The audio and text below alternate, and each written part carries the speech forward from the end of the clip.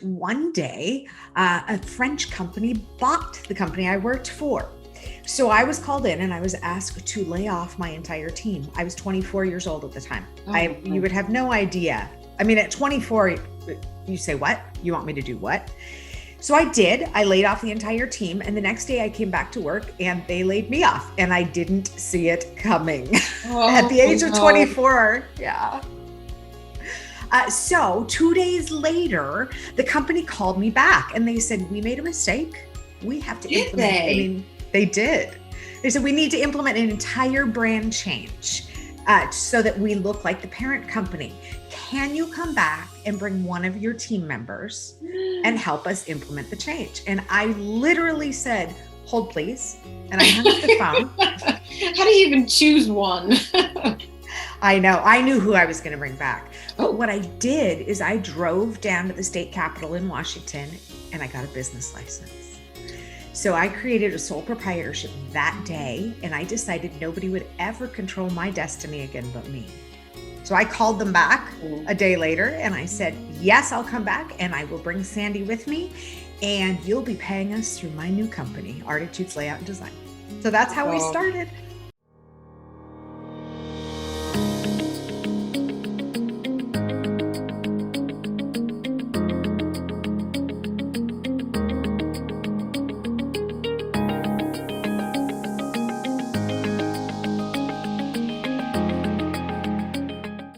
Hi, everyone. Welcome to another episode of Women Worldwide. Thank you so much for tuning in and for being here with us today. We appreciate you, and it is a new week. We have got another amazing guest who will inspire you and also offer plenty of advice. So let's get right to today's topic, which is learning from your challenges. Now, you may have faced painful situations, maybe even life-threatening. And really, it's how do you move forward? What choices do you make? Well, that's where my guest comes in because she can speak from a personal journey. Joining me on the show today is Andrea Heuston. And Andrea is the founder and CEO of Artitudes Design. She is also a sought-after speaker and board member. She is somebody who is a respected business leader in the community, and she is the author of a new book, Stronger on the Other Side. And she's going to share about her book today. And I'd also like to mention one other thing, which amazes me with all that Andrea's doing. She has a podcast. She's the host of a show, the Lead Like a Woman show, who empowers women leaders to empower others. So I could say a lot, but I think it's time that Andrea joins the conversation. Andrea, welcome. Welcome to Women Worldwide. Thank you, Deirdre. I'm really excited to be here today. Well, it's great to have you. So I always like to start off just so we can get a little bit of a feel for your journey to entrepreneur and launching your company and then writing this incredible book. Great. Well, so I started in the design industry in the late 80s. I am that old. So when I started, I was a technical illustrator intern. And I worked my way up through the company for a few years until I was running the creative services department. And one day, a French company bought the company I worked for. So I was called in and I was asked to lay off my entire team. I was 24 years old at the time. You would have no idea. I mean, at 24, you say, what? You want me to do what? So I did. I laid off the entire team. And the next day I came back to work and they laid me off and I didn't see it coming at the age of 24. Yeah. So 2 days later, the company called me back and they said, we made a mistake. We have to implement. I mean, they did. They said, we need to implement an entire brand change so that we look like the parent company. Can you come back and bring one of your team members and help us implement the change? And I literally said, hold please. And I hung up the phone. How do you even choose one? I know. I knew who I was going to bring back. But what I did is I drove down to the state capitol in Washington and I got a business license. So I created a sole proprietorship that day, and I decided nobody would ever control my destiny again but me. So I called them back Mm. a day later and I said, yes, I'll come back and I will bring Sandy with me. And you'll be paying us through my new company, Artitudes Layout and Design. So that's how we Oh, started. that's amazing. How did you even know to drive to Washington and to do that? Was that something that somebody had given you the advice, or was just this feeling inside that you just knew? It was a bit of a feeling inside. My dad had owned a couple of small businesses when I was growing up. He worked for the man, I could say, but a couple of small businesses he worked on. And I knew the process to get a business started. So I just figured it out. There was no internet. I mean, we couldn't really, we were on VAX VMS. So it was all line item stuff. So I looked it up in the phone book and went, all right, I'm going to go get a business license. And the rest is history. Even the fact that you just said phone book. I know. I Isn't that wonder odd? how many Gen Z and millennials even realize that there was such a thing called a phone book. I mean, certainly I know that there is one. Yeah. What Well, and a the company journey. was Artitudes Design because I wanted an A name in the phone book. So Ah, that was you. marketing way back when. Oh, that was really, really smart. So, Andrea, here you are. You created your company, and somehow I mean, you've done a lot in your career. This book, I would love for you to share a little bit about Stronger on the Other Side and what you want people to take away from your book. Oh, I'd be happy to. I'm so excited about this book. People have told me for years that I've had a book in me. So this is my way of manifesting that. And it took me a long time because I didn't want to tell my own story. I would much rather tell other people's stories with their permission, of course. But when I started my first book, it's not the book I'm publishing, but the first book was about other people's stories and other women who were stronger on the other side. When I started that and worked with a consultant about the book, she said, no, no, you're writing your story first. I I know. got So you. it's scary and exciting all at one time. So Stronger on the Other Side is about the trials and tribulations and my befores and afters in my life that have gotten me to be stronger, that have created a strength in me because I choose to be stronger. So I have a variety of stories and I'll just give you the top level, but I did 5 years of infertility treatments until we adopted both of our boys from a drug addicted birth mother. And they both have the same birth mother, different birth fathers, and they're 3 years apart. And we were there for the birth of both boys. So Oh, that's been a journey. that's an amazing journey. And then a number of years later, I was in a coma for 19 days. Oh, my And goodness. yeah, my husband had to say goodbye to me 3 times. And they brought my children in to say goodbye. At the time, they were 6 and 3. And what I had was something called ARDS, or acute respiratory distress syndrome, which turns your lungs to stone. And at the time, it was a 70% fatality rate. So, 3 blood transfusions, a massive infection, my entire system went sepsis, That's so scary. everything else, it was. But I came out of it. And they thought I could have been brain damaged as well. So the first thing out of my mouth, my husband was next to me, I guess, in the hospital room. I said, do you have my cell phone? And he sat down and put his head in his hands and started crying. And I went, what? What'd I do? But Did you he didn't. even know when you were Oh, in a coma? Do you know you just kind of pick up where you left off? Is that how it works? yes. Now I have memories from it during that time, but nothing solid. So when they asked me what day I thought it was, I said June 1st or 2nd, and it was actually June 21st. So it was just, it was an experience that I wouldn't wish on anybody, but No, of it course changed not. my life. So Oh, my yeah. third one is my house burned down. So my Oh, kids and I were at my house and they were in bed. Eric was actually playing poker with friends that night, and that we had a chimney fire that hit the roof. So I had to get the kids out of the house, and it was brutal. That's my biggest stronger on the other side because I wasn't there for the coma. My family was, but I wasn't. So the fire was really a pivotal time for me. And then there's been a lot of grief in my life. In fact, about 4 years ago, a key employee and friend died of cancer quite suddenly. And it spun me into a depression that I didn't know was possible because I'm one of those people who chooses happy all the time. yes, yeah, you So certainly come across your energy is so great and you are thank happy. you. I am. So it's about really figuring out how to choose your reaction to a situation without being a victim. I believe that a victim mindset is something we can all control. And my book focuses on the stories that have gotten me to where I am, but also a practice with questions and thoughtfulness at the end of each chapter so that other people can learn from my stuff and really focus on theirs and how to be stronger and more positive. When you mention these, being able to control this mindset, and you said questions, are there tips or questions that you can share for somebody who's really facing that tough challenge and needs to get to the other side?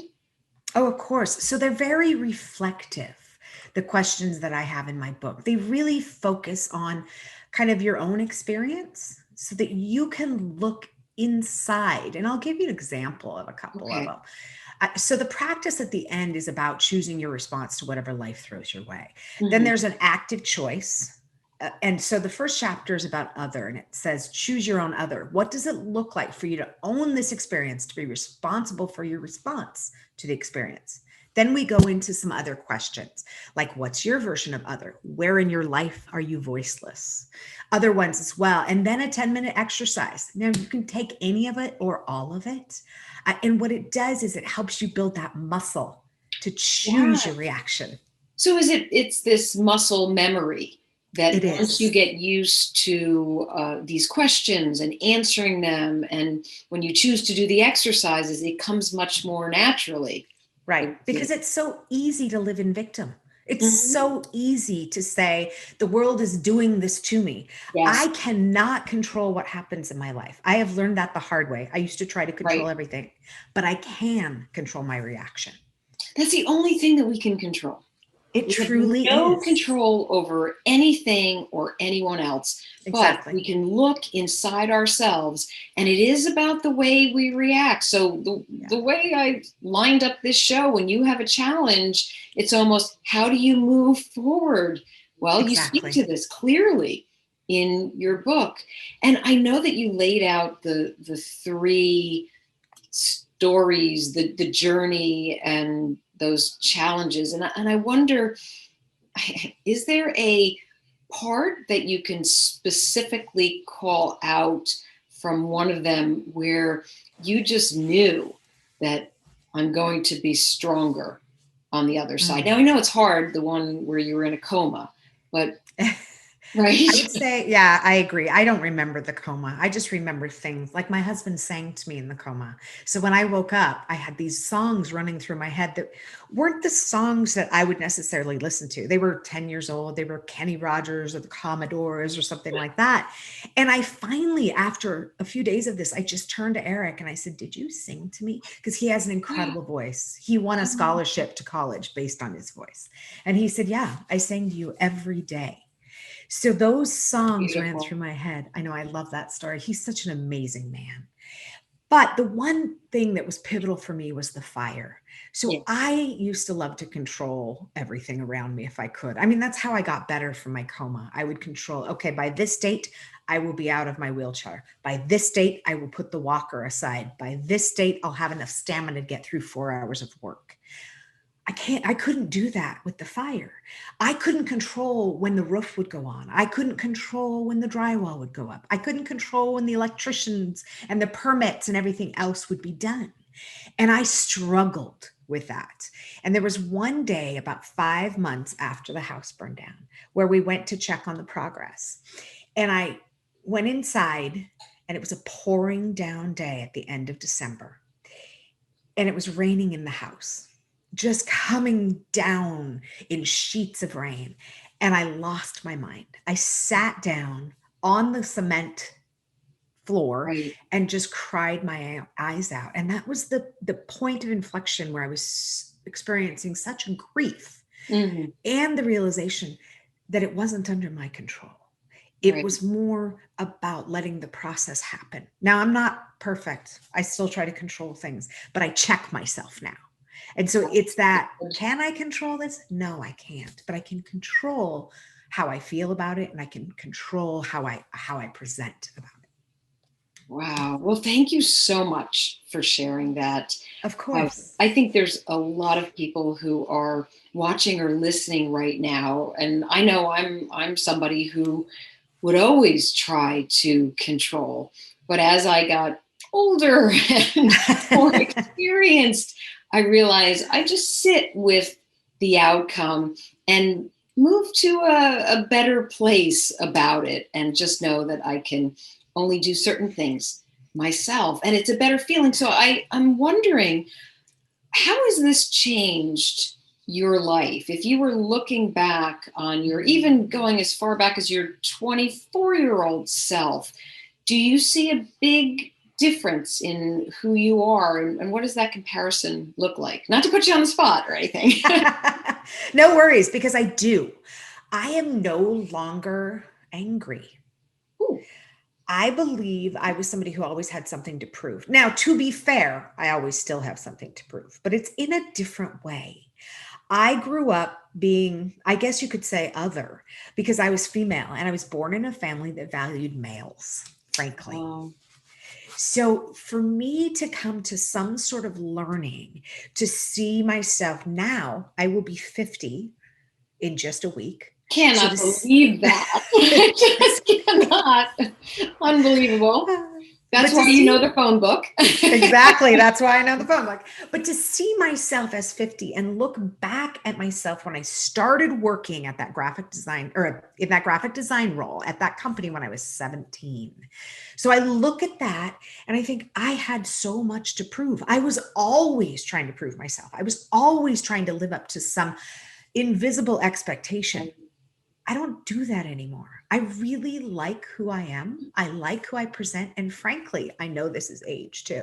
If you don't like me, I don't care. That is the most powerful thing that you can say to yourself Yes. and to feel like it's okay. You don't Yeah, have to like me. I like exactly. myself. That is the Exactly. most important thing. Turning inward, right? Rather than looking for external, I guess, people who approve of what you're doing or Yeah. who you are, that all goes away when you can just look at yourself and say, I really love myself. Yeah. I accept myself. I agree. I don't seek that validation anymore. I will tell you it's nice when you get it. Oh, I sure. appreciate a kind word, Yes, but absolutely. I don't seek it. So for a long time with my company, we actually went after every award we could because we were trying to establish ourselves. And it was a marketing thing. It's a PR and marketing thing. Sure. About a couple years ago, I said to the office manager, I said, we don't need to do this anymore. I don't need all these awards. Now, if we could seek awards for the work, that's great. But as a CEO and a woman founder, I don't need those awards. I just don't because I don't need that external validation. Such a shift in your mindset, and it's so powerful. It really is. It makes me happier with who I am because I'm not always striving to be something that I'm not. Right. And it takes away that stress, It that does. edge, that there is something to be said about trying to prove yourself and being in PR and marketing, it's competitive, right? So, It really is. but when it can be about the business and not necessarily the people, CEO versus CEO, but more what the Exactly. business does. Well, I Yep. love your thinking. I always Thank you. ask this question: do you face any challenges today? And if so, what can you share about them so that others can say, oh, okay, this is how I can maybe tackle my challenges too? So I will say that I'm always a work in progress. My challenges are really around making sure that everyone feels included. And this is everyone in my life, but it's also around being okay with being sad. So for a long time after my coma, I said, I am happy every day because I'm above ground. It's also the whole thing with birthdays. I'm just segueing into this Yeah. for a second because I had somebody tell me about a week and a half ago, oh, I don't celebrate my birthday. We just ignore it and we go on. And I said, if you're not having birthdays, you're dead. Celebrate every single one. And I truly believe that. My mom will We tell just you get better and it's, better. yeah, it's her 29th birthday again. I'm like, that's not really possible, That's my lady. mother does. It's the anniversary, the ex anniversary of my 39th birthday, right? Exactly. Yes. What's the point? So, my struggle is around really understanding that I can be happy at my core and I can choose happy, but I can still be sad or angry or concerned or stressed out. That doesn't detract from the happiness. Rather, by I have a name it to tame it attitude. If I name something, I can tame it. And not that I want it to go away, but I want to feel things and think about things and really stew in it a little bit so that I understand what I'm feeling. And then Right. I can be happy again. You can feel an emotion, but you are not your emotion. So Exactly. we sit as observers, and clearly that's why we can be happy or sad or frustrated or stressed, but it doesn't, that one emotion cannot completely define you Exactly. because you would be stuck. You But would it's be stuck. right. It's okay to have that range. Yeah. And I always just think to myself, when I have a certain sad moment, or maybe there is frustration, I just sit with it, try to Yeah. understand it, and then I will pivot. I will calibrate Right. to a better feeling emotion, Me but I too. don't ignore it. No, and I think a lot of people do.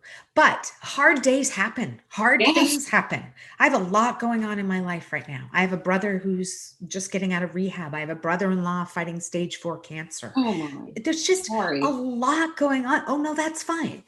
It's not, but you know what I mean. Right, no, but there's a lot of going on, and mixed in that are emotions, of course, because we're Exactly. human. And it's okay to sit with those emotions. It's Hmm. okay for me to be sad. It's okay for me to feel grief. It's okay for me to feel concern. But it doesn't mean I'm not happy because I can choose what I Right, present and I can choose personally how I'm feeling. What I don't ever want to be is a victim or be in right, victim mindset because it doesn't help anybody at all and definitely not myself. right. Well, if you are choosing the power of choice, then you are not the victim, because that Exactly. is two opposite ends of the spectrum. Absolutely. Yes. Well, that was powerful. I can't even believe I'm going to ask you this question. It's the parting advice about what can you share with women worldwide about being stronger on the other side? So, one of my favorite things is fail forward. And I would tell women to learn to fail forward. Failure is not a nail in a coffin. Failure is a chance to learn a lesson and use it to bring you up to that next step. Failure is something that you can use and learn from to propel you forward. And that's what I've done with my life. Anytime I failed, because I have, failure is not the end. Failure is just a step to getting forward. Right. Well, first of all, that was great advice. Failure is just the beginning. And it's a It's exactly. beginning we need, Yep. because otherwise we Yeah. wouldn't move forward. Would you even go as far as saying that you can celebrate a failure? Yes. And we try to do that at my office. I want Oh people my to gosh, take big what a risks. company. That's awesome. Take big risks. And if you fail, you fail. You've learned something. What did we learn? How do we move forward? Failing forward is such an important tool, both in life and in business, I think, because without the ability to fail and the idea that failure is not the end, Hmm. you're stuck in place. And you don't want to be stuck in one place. I know people who are so fearful of failure that they won't start anything new. They won't do anything because they're so afraid that Right. something won't work out. But who cares if it didn't work out? Who cares if you failed? Who cares? You learned a lesson. So now you're better. Well, I think about using this in the company setting, and your employees must be so empowered, because having a business leader, a CEO that says it's okay, that makes everybody want to step out of their comfort zones into the uncomfortable zone and take risks, Yes. and to know that it's all right. And then you can also, if you're embracing this in the work setting, you certainly can embrace this personally. as well. Exactly. So Exactly. how wonderful. Well, thank you. Thank you for sharing that advice. And last question, Andrea, is super easy. Please tell everybody, all the Women Worldwide viewers and listeners, where can they find you, learn about your work, your book, and get in touch? There are so many ways, but the best way to follow me is on LinkedIn, and it's Andrea Heuston, Heuston. I know it's weird, but I'm getting used to it still after 27 years. And then, I have a website that is andreaheuston.com that we are slowly trying to fill out, and it has a link to my podcast, and it has a link to my book, and it Oh, has a good. link to artitudes.com, which is the company I own. Terrific. And your book, if people wanted to go right to Amazon, would they find it there? Yes, they would. It's called Stronger on the Other Side, The Power to Choose, and it is in paperback and Kindle right now. Really exciting. Well, I love a good paperback in my hands. Yes. I will be reading your book and very excited about it. Andrew, thank you so much for coming on the show and for sharing your journey, talking about what's your book and what it's like to be stronger on the other side. You've made some incredible choices and you are an inspiration. Thank you so much for having me, Deidre. It's been a lot of fun. Thank you. And a big thank you to all of you for tuning into Women Worldwide. Please keep the feedback coming and the conversations going. I always want to hear from you. I'm on Twitter, so you can tweet me. I'm at Dee Breckenridge, or connect with me on LinkedIn. Okay, friends, until our next episode, stay focused, energized, and feeling empowered. Thank you.